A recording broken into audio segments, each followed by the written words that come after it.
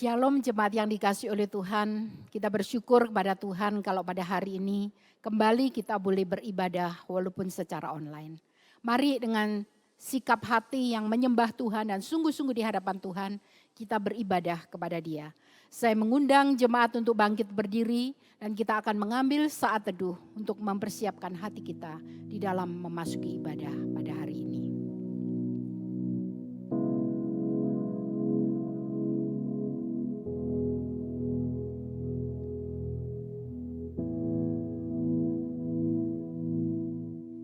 Pertolongan kita ialah dalam nama Tuhan pencipta langit dan bumi. Kasih karunia dari Allah Bapa, Allah Anak dan Allah Roh Kudus memimpin ibadah ini sampai akhirnya. Amin. Jemaat yang dikasihi oleh Tuhan, kasih setia Tuhan tidak pernah berubah. Karena Allah kita adalah Allah yang tidak berubah. Kasih-Nya begitu sempurna dan berlimpah atas hidup kita. Dia mengampuni segala dosa kita dan Dia memelihara hidup kita. Biarlah pengharapan di dalam hidup kita sungguh-sungguh selalu ada. Dan bersama dengan kekuatan yang daripada Tuhan, kita akan menjalani hari-hari di dalam kehidupan kita. Karena besar setia Tuhan.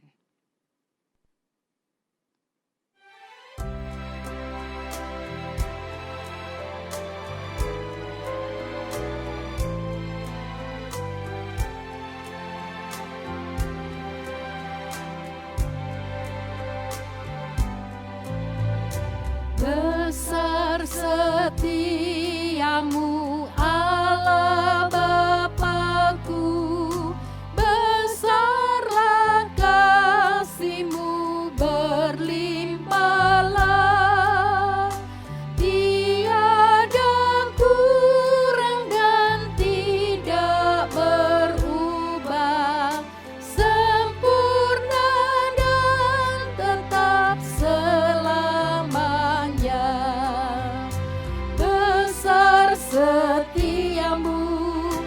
besar setiamu, Dia pagi nampak rahmat baru, segala yang ku perlu telah Kau sediakan, besar setiamu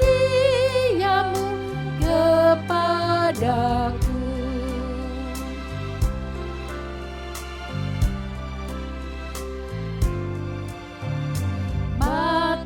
Matahari serta bulan dan bintang yang beredar serta puji Tuhan, musim tuaian dengan segenap makhluk, saksikan kasih dan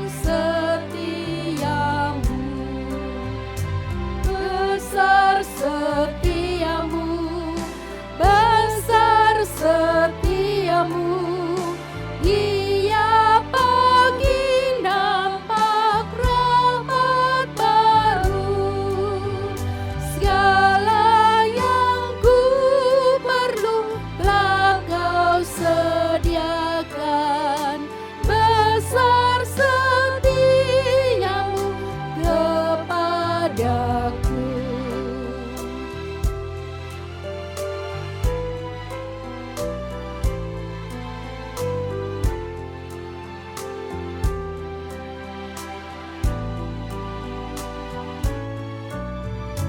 Dosa diampuni, hidup santosa, Roh-Mu yang memberi penghiburan, kekuatan dan pengharapan tiap masa, berkat besar dengan kelimpahan.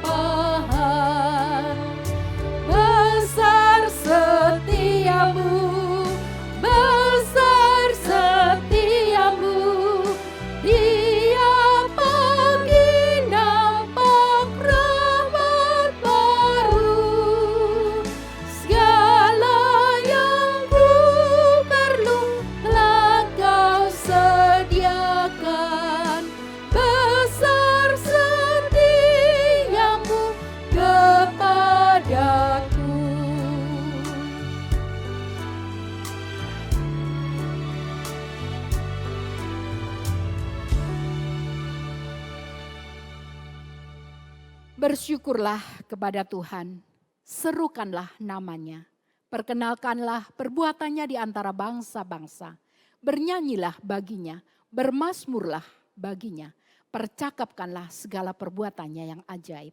Mazmur 105 ayat 1 dan 2. Jemaat dipersilakan untuk duduk kembali.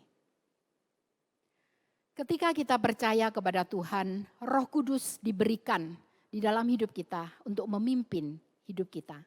Pertanyaannya adalah, apakah Roh Kudus sudah berkarya di dalam hidup kita? Karena kita menyerahkan hidup kita di dalam pimpinan Roh Kudus.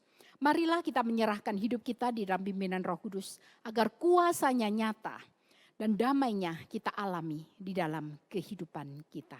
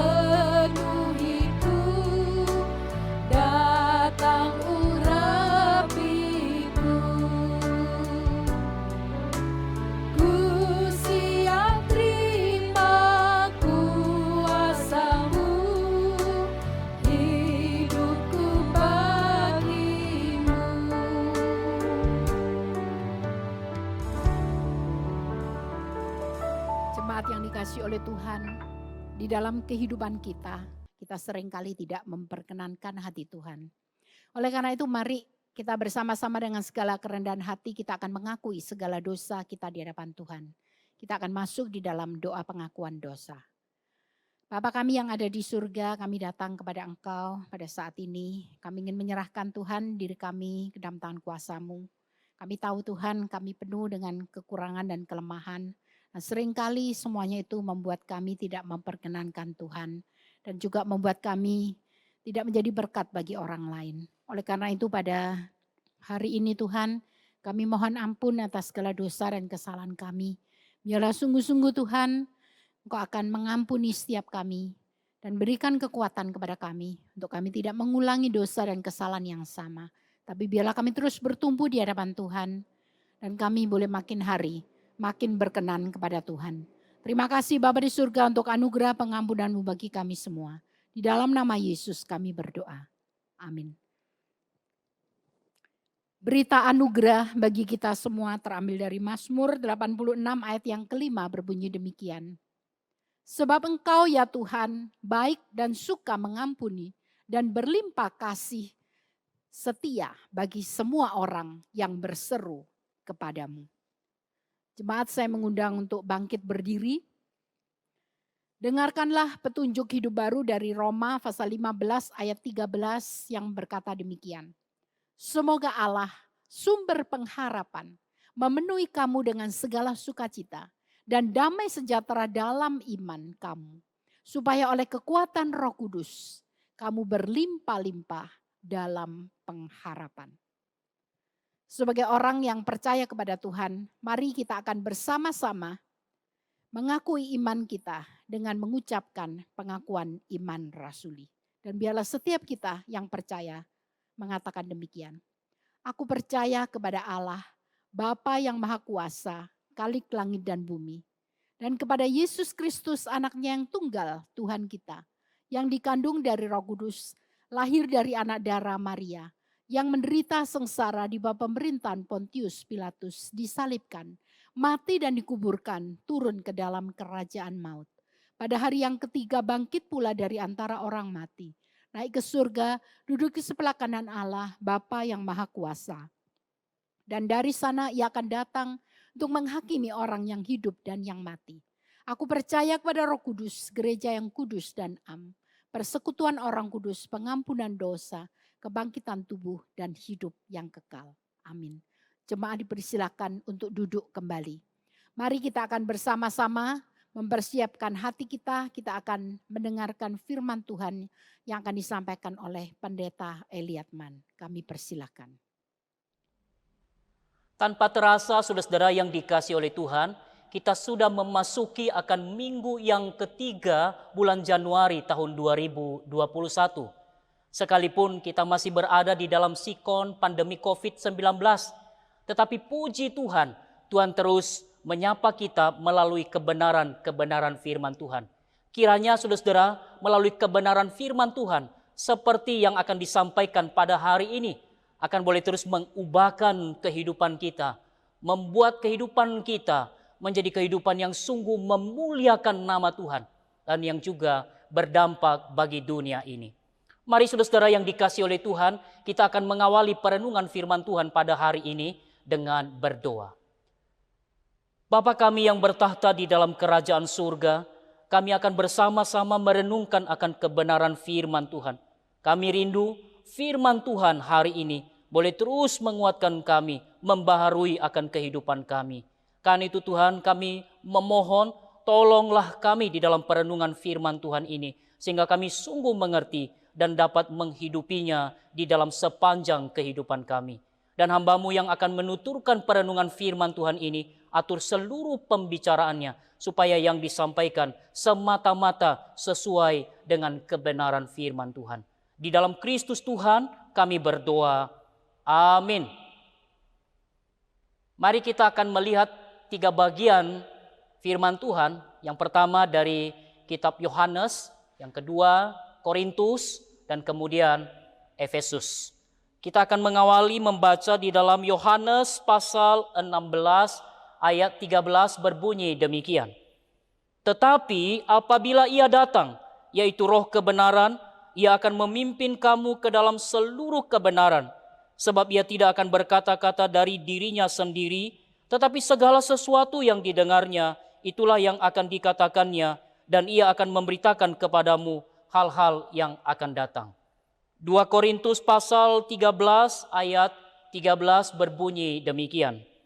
Kasih karunia Tuhan Yesus Kristus dan kasih Allah dan persekutuan Roh Kudus menyertai kamu sekalian. Dan yang terakhir Efesus pasal 5 ayat 18 berbunyi demikian. Dan janganlah kamu mabuk oleh anggur, karena anggur menimbulkan hawa nafsu, tetapi hendaklah kamu penuh dengan roh. Saudara-saudara yang dikasihi oleh Tuhan, penggenapan akan janji Yesus perihal Roh Kudus di dalam Yohanes 16 ayat 13, saudara.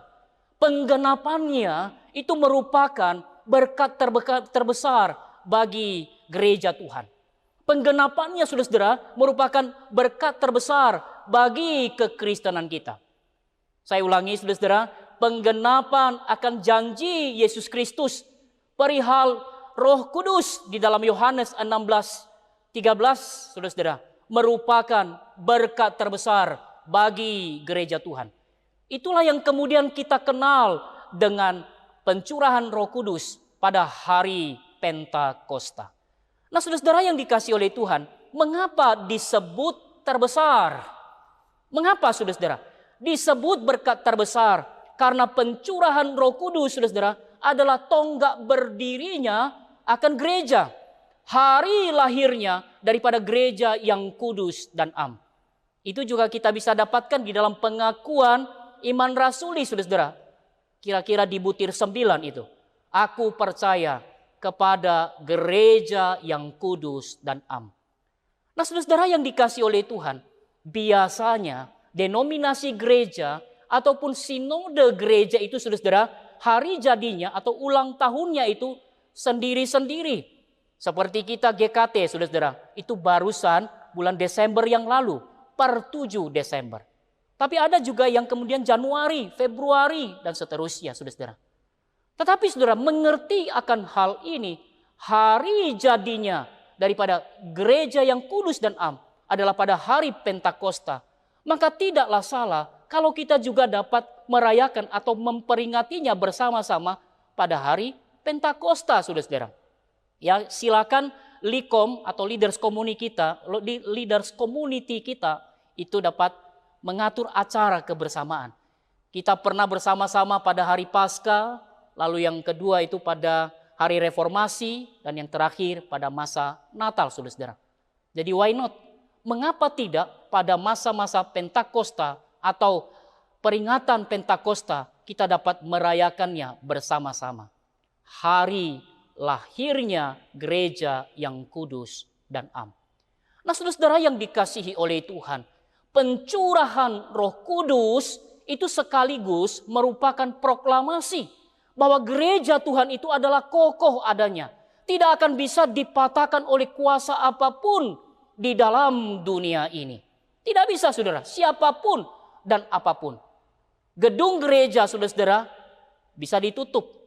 Ya seperti kita ya, saudara, mulai dari Maret sampai awal tahun ini, saudara, gedung gereja ya bisa dikatakan ditutup. Ibadah-ibadah kita secara online. Gedung gereja bisa saja ditutup, saudara. Gedung gereja mungkin bisa dirobohkan, bisa saja dihancurkan. Tetapi saudara, rohnya gereja, yaitu Roh Kudus, itu tidak bisa dihancurkan. Tidak bisa dirobohkan, tidak bisa dikalahkan, saudara. Saudara, orang-orang Kristen mungkin bisa saja diintimidasi. Bisa saja, saudara, orang-orang Kristen mungkin digertak. Tetapi, saudara, rohnya gereja tidaklah bisa diintimidasi, saudara. Itulah sebabnya di dalam beberapa peristiwa kemudian kita menjumpai mereka yang sebelumnya mengintimidasi, saudara, berbalik ya menjadi pengikut-pengikut Kristus. Mengapa, saudara? Mengapa? Karena rohnya gereja tidaklah tinggal diam. Asal ia mau, saudara, maka hati yang keras sekalipun itu akan bisa luluh, akan tunduk kepada Roh Kudus, lalu menjadi pengikut daripada Kristus Tuhan. Saudara-saudara yang dikasihi oleh Tuhan, kita ini mempunyai berkat terbesar. Roh Kudus, saudara, itu berdiam di dalam diri kita, di dalam kehidupan kita. Ia senang berelasi dengan kita. Ia senang menyertai kita. Karena itu, saudara, sepatutnya bagi kita menghargai keberadaannya, menghargai relasi dan penyertaannya yang senantiasa kepada kita. Salah satunya adalah Efesus pasal 5 ayat 18 tadi, yakni menjauhi hal yang negatif. Janganlah kamu mabuk anggur, karena anggur menimbulkan hawa nafsu. Mari kita sama-sama menyebutkannya. Janganlah kamu mabuk anggur, Karena anggur menimbulkan hawa nafsu. Jadi jangan kita berpikir, saudara-saudara, karena Roh Kudus ada di dalam diri kita, tinggal permanen di dalam kehidupan kita, maka ketika orang Kristen minum anggur sebanyak-banyaknya, tidak akan mabuk, tidak akan mengalami kemabukan. Jangan berpikir, saudara-saudara, karena Roh Kudus tinggal di dalam kehidupan kita, saudara-saudara, maka ketika kita tidak menggunakan masker misalnya, atau tidak bersih-bersih tangan, lalu tidak jaga jarak atau tidak bijak di dalam menjaga jarak, saudara-saudara, lalu Roh Kudus akan menepis dan menghalau virus COVID-19 itu dari kehidupan kita. Saudara, jangan kita berpikir, saudara-saudara, karena Roh Kudus mendiami kehidupan kita, lalu kalau kita buka situs porno, maka kemudian kita tidak akan terangsang. Saudara-saudara yang dikasihi oleh Tuhan, bukankah baru-baru ini Indonesia itu dihebohkan dengan artis yang terkena akan video shoot yang viral itu. Ya, saya tidak perlu sebutkan, saya rasa kita semua mengetahuinya. Tetapi dari hasil investigasi kepolisian, akhirnya ditemukan mengapa yang bersangkutan melakukan hal itu. Karena ia sedang berada di bawah pengaruh minuman keras alias mabuk. Jadi saudara yang dikasihi oleh Tuhan, janganlah kita berandai-andai. Kalau saya minum minuman keras, mabuk enggak ya? Kalau saya suntik narkoba, saya puyeng, rusak enggak hidup ini? Ya saudara, mabuk, puyeng, hidup jadi rusak. Jangan berandai-andai, saudara. Ingat ini, Roh Kudus memang berkuasa, powerful di dalam menolong kita untuk hal-hal yang nampaknya mustahil. Tetapi bukan berarti Roh Kudus mau meladeni akan semua pengandaian kita dan rasa penasaran kita. Ada saat-saatnya di mana kita hanya melakukan hal yang simpel. Mungkin menyingkir sejenak, lalu masalah selesai. Atau saudara-saudara berhenti, menahan diri sejenak. Maka kemudian godaan itu akan teratur mundur daripada kehidupan kita. Saudara-saudara yang dikasihi oleh Tuhan, kalau kita dikuasai oleh kemabukan, maka ada banyak hal yang tak terduga, yang lepas kendali, yang jahat, dan yang mendukakan akan Roh Kudus. Karena itu Efesus 5 ayat 18 itu mengingatkan kita, janganlah kamu mabuk oleh anggur, karena anggur menimbulkan hawa nafsu. Di dalam bahasa aslinya itu adalah asotia, saudara-saudara. Artinya bebas tanpa batas, ya, bebas sembrono, saudara-saudara. Itulah sebabnya mari kita imani dan mantap, jangan sampai kita mabuk anggur. Janganlah kamu mabuk oleh anggur. Amin. Tetapi sebaliknya, saudara-saudara, kalau ada Roh Kudus di sini mendiami kita, saudara-saudara, ia senang berelasi dengan kita, ia senang menyertai kita, saudara-saudara. Maka saudara, tindakan yang tepat, tindakan yang cocok bukanlah dengan mabuk anggur. Bukan, saudara-saudara. Tetapi yang sangat bijaksana kalau kemudian kita menghargai Roh Kudus, yaitu dengan kerelaan kita, dengan kesediaan kita untuk dipenuhi oleh Roh Kudus. Ingat, dipenuhi Roh Kudus dengan baptisan Roh Kudus itu berbeda. Waktu kita percaya, kita langsung mengalami baptisan Roh Kudus. Itu satu kali saja. Tetapi selanjutnya dipenuhi oleh Roh Kudus adalah terus menerus. Jadi menghargai Roh Kudus, kita bersedia, kita mengalami ketundukan untuk dipenuhi oleh Roh Kudus. Dalam hal apa? Di dalam segala aspek kehidupan kita. Mungkin itu menyangkut kehendak kita, saudara, emosi kita, tutur kata kita, sikap kita, karakter kita, saudara-saudara. Memang, saudara-saudara yang dikasihi oleh Tuhan, tidak ada cara yang khusus yang disebutkan secara spesifik oleh Alkitab bagaimana seseorang bisa dipenuhi oleh Roh Kudus. Di dalam buku katekisasi kita, kira-kira halaman 68 itu menyebutkan bahwa dipenuhi oleh Roh Kudus adalah sejauh mana penyerahan diri kita kepada Allah. Itulah sebabnya saudara-saudara kemudian seorang penafsir mengatakan kerinduan kita untuk dipenuhi oleh Roh Kudus, saudara-saudara, kita bisa melakukannya dengan persiapan hati. Menyiapkan hati kita yaitu hati yang menjauh dan bertobat dari dosa. Dosa itu banyak, tapi yang paling dekat adalah yang disebutkan barusan, mabuk anggur. Karena itu saudara, jangan pernah kita berlindung atas nama budaya. Jangan pernah kita berlindung atas nama kebiasaan-kebiasaan kampung halaman kita. Janganlah kamu mabuk oleh anggur kecuali Bapak Eli yang berasal dari kampung X. Tidak begitu saudara, tidak ada pengecualian. Kalau memang ada dosa tertentu menghalangi kita, merintangi kita, dipenuhi oleh Roh Kudus, mari kita dengan tegas membuangnya jauh-jauh dari kehidupan kita. Kerinduan dipenuhi oleh Roh Kudus. Kita bisa siapkan dengan hati yang menjauh dan bertobat dari dosa. Dan yang kedua, tentu saja dengan taat kepada firman Tuhan.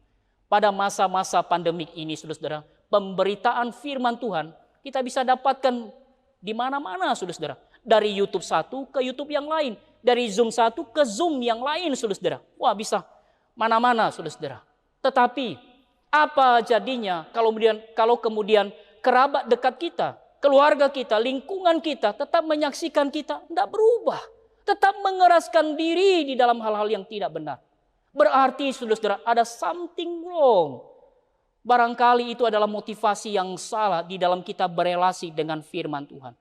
Mengapa saya katakan demikian saudara-saudara? Karena ada orang-orang tertentu. Ya tentu saja tidak semua. Orang-orang tertentu yang hanya sekedar mengkoleksi, hanya sekedar di dalam pamer ataupun menunjukkan bahwa ia tahu banyak mengenai khotbah atau seminar-seminar rohani yang selama ini ia ikuti.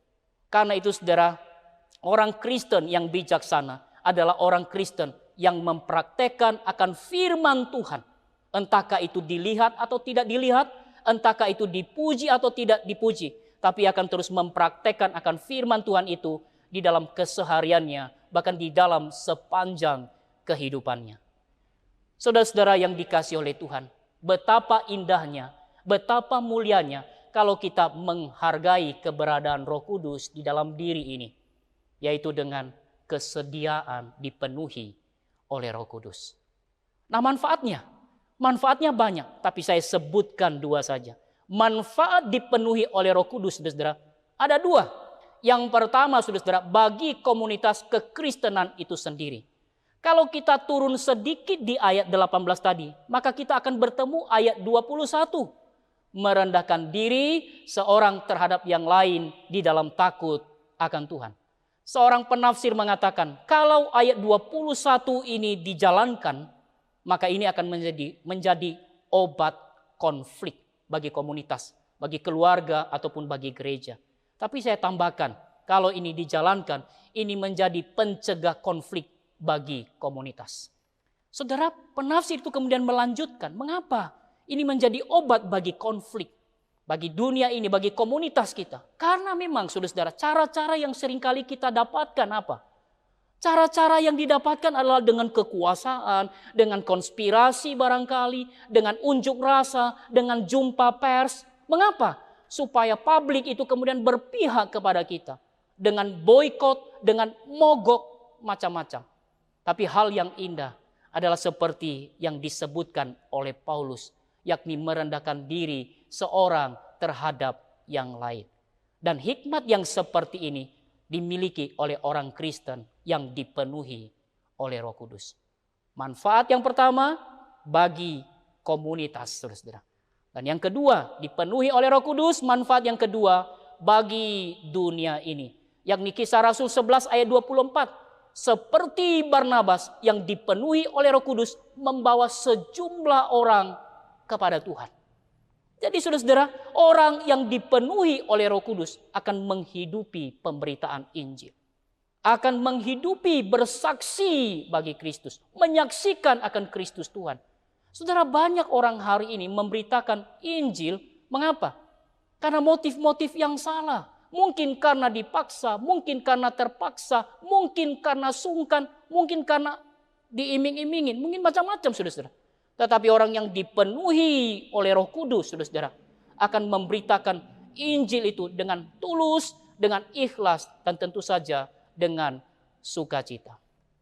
Saudara-saudara yang dikasihi oleh Tuhan, kita orang-orang percaya mempunyai berkat terbesar. Roh Kudus berdiam di dalam diri kita, tinggal permanen di dalam kehidupan kita. Ia senang berelasi, ia senang menyertai kita. Itulah sebabnya sepatutnya kita menghargainya, bersekutu dengannya, dan rindu untuk dipenuhi oleh Roh Kudus. Maka dengan kita dipenuhi oleh Roh Kudus, hidup kita akan berdampak, membangun, menyatukan akan komunitas, dan menjangkau dunia ini bagi Kristus. Amin. Penuhlah, penuhlah, Yesus nuhilah daku, mulia kuasa Roh Kudus kini penuhi hatiku. Bapa, terima kasih untuk perenungan firman Tuhan hari ini. Kami rindu dipenuhi oleh Roh Kudus, sehingga hidup kami ini memuliakan Tuhan, memuliakan Yesus Kristus, memuliakan Roh Kudus.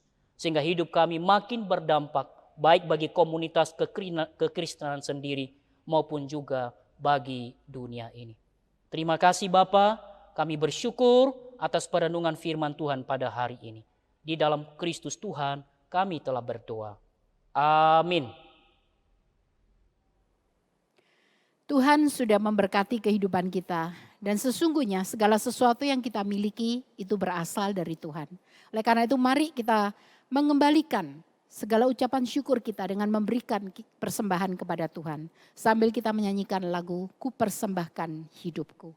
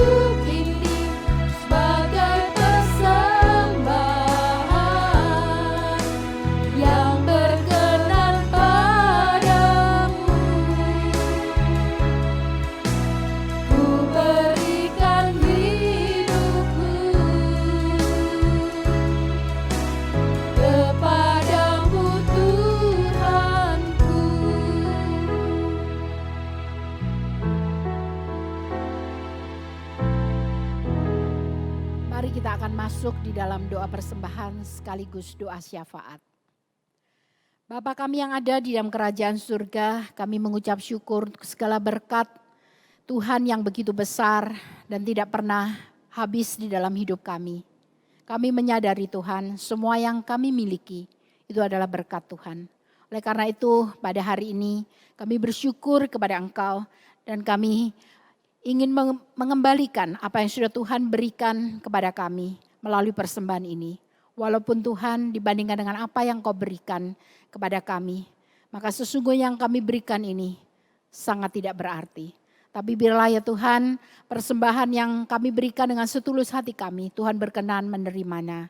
Dan Tuhan akan memberkati dan memakainya untuk kemuliaan nama-Mu. Bapa di surga, pada saat ini kami juga bersama-sama mengucap syukur Tuhan, karena Tuhan sudah memimpin hidup kami sepanjang tahun yang lalu. Dan pada hari ini kami boleh memasuki tahun yang baru. Dan kami ingin menyerahkan Tuhan hidup kami sepanjang tahun ini ke dalam tangan kuasa-Mu. Biarlah Tuhan apapun yang terjadi, khususnya di masa-masa pandemi ini yang tidak mudah, yang mungkin juga banyak di antara kami yang khawatir, tapi biarlah dengan percaya, berserah, bersandar kepada Tuhan, kami sungguh dikuatkan dan kami tetap mengalami damai sejahtera-Mu. Pada saat ini kami juga bersama-sama mendukung di dalam doa untuk saudara-saudara kami Tuhan, yang sedang di dalam keadaan lemah tubuh. Biarlah jemaat Tuhan satu persatu kami serahkan ke dalam tangan kuasa-Mu. Tuhan tahu keadaan mereka dan Tuhan akan menolong mereka. Tuhan menguatkan, Tuhan menghiburkan dan Tuhan menjamah mereka semua. Dan pada akhirnya Bapa, kami serahkan bangsa dan negara kami Indonesia dalam tangan kuasa-Mu. Khususnya ya Tuhan program pemerintah untuk memulai vaksin, biarlah ini sungguh boleh menjadi satu alat Tuhan sehingga pandemi ini boleh segera teratasi. Dan biarlah setiap kami boleh mendukung apa yang diupayakan oleh pemerintah untuk mengatasi akan pandemi ini. Sehingga dengan demikian ya Tuhan, sungguh-sungguh semuanya boleh segera teratasi dengan baik.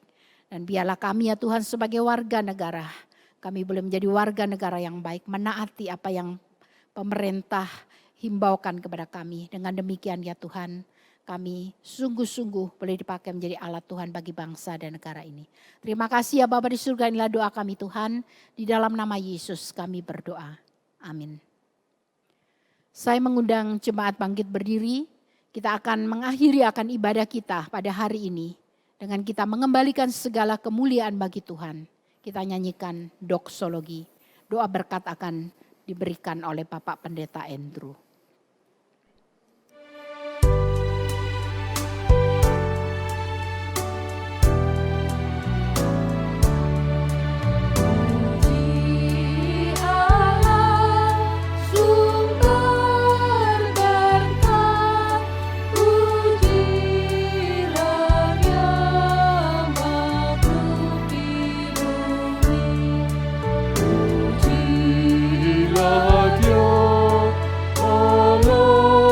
Surga, pujilah Bapa, Putra, Roh Kudus.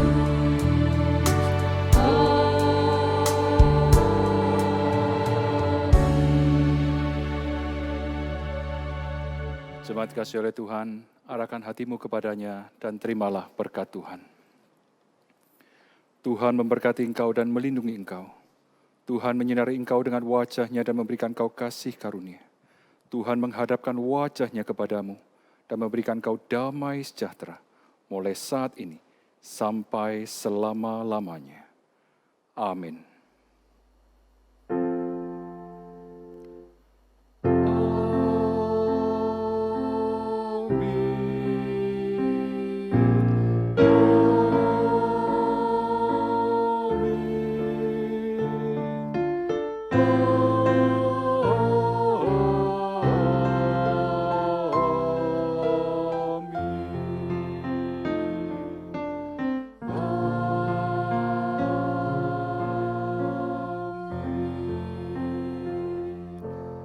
Saat teduh di Bazar selesai, Tuhan Yesus memberkati. Selamat hidup dalam persekutuan dengan Roh Kudus.